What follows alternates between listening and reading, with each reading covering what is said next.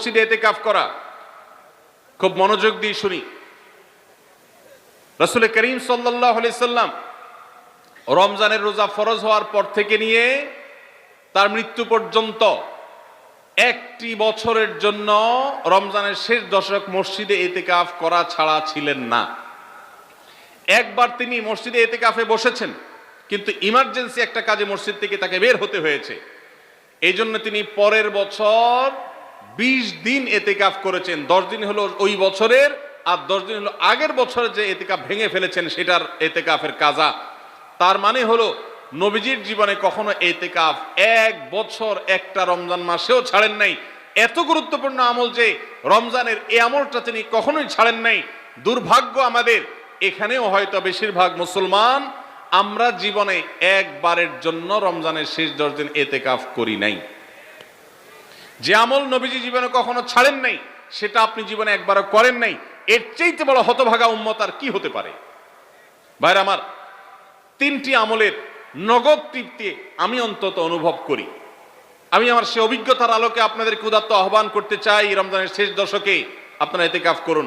যে 3টি আমলের তৃপ্তি, নগদ স্বাদ, অবর্ণনীয় ভালো লাগা কাজ করে, অন্তর্জগতে প্রশান্তিতে পরিপূর্ণ হয়ে যায়, সেই 3টি ইবাদতের একটি হলো আরাফাতের ময়দানের দোয়া। এটার সাথে কোনো কিছুর কম্পেয়ার হয় না। অবর্ণনীয় এক তৃপ্তি লাগে আরাফাতের ময়দানে দোয়া করতে। দ্বিতীয় হলো সিজদায় গিয়ে চোখের পানি ফেলে আল্লাহর কাছে দোয়া করতে অসম্ভব ভালো লাগা কাজ করে। ভোর রাতে দোয়াতেও একই স্বাদ পাওয়া যায়। আর 3 নম্বর হলো রমজানের শেষ দশকের ইতিকাফ। ইতিকাফ যে একবার করেছে সে জীবনে বারবার করে, তাকে আর ফেরানো যায় না। এই জন্য ভাইরা, রমজানের শেষ দশকে আমরা আল্লাহর ঘরে বসে গিয়ে ইতিকাফ করার চেষ্টা করবো তো ইনশাআল্লাহ। অনেক এলাকা বৃদ্ধ মানুষ, বুড়া মানুষ বসায় দেওয়া হয় টাকা পয়সা দিয়ে। যে টাকা নিয়ে ইতিকাফ করে সেও গুনাহগার, আর যারা টাকা নিয়ে ইতিকাফে বসায় তারাও গুনাহগার। কারণ ইবাদত টাকা পয়সা দিয়ে চলবে না। রমজানের শেষ দশক মসজিদে ইতিকাফ করবো তো ইনশাআল্লাহ।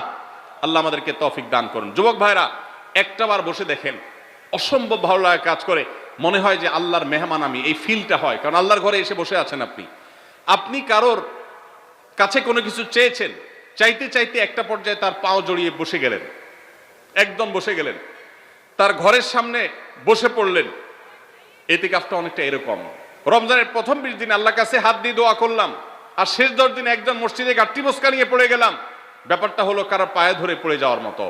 আশা করা যায় ইতিকাফকারীকে আল্লাহ তাআলা ক্ষমা না করে মসজিদ থেকে ফেরাবেন না। এই জন্য ইতিকাফ করার চেষ্টা করবো তো ইনশাআল্লাহ। আমরা ব্যস্ততার অজুহাত দেই। ভাইরা আমার, যে কোনো মুহূর্তে দুনিয়া থেকে চলে যেতে হতে পারে। এই জন্য এই রমজানে প্ল্যান করেন, যত ব্যস্ত হন না কেন।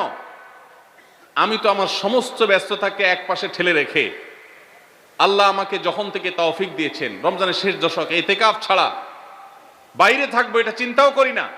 এই জন্য যুবক ভাইদেরকে বলবো, প্রত্যেকটা মহল্লাতে 2 জন 5 জন 10 জন করে যুবকরা বসেন, কোরআনের গ্রুপ স্টাডি করেন, কোরআনের পাঠচক্র করেন, নিজেরা কোরআন হাদিসের আলোচনা করেন, রোনাজারি এবং দোয়া করেন। 10টা দিন আল্লাহর সাথে কানেক্টেড হওয়ার চেষ্টা করেন।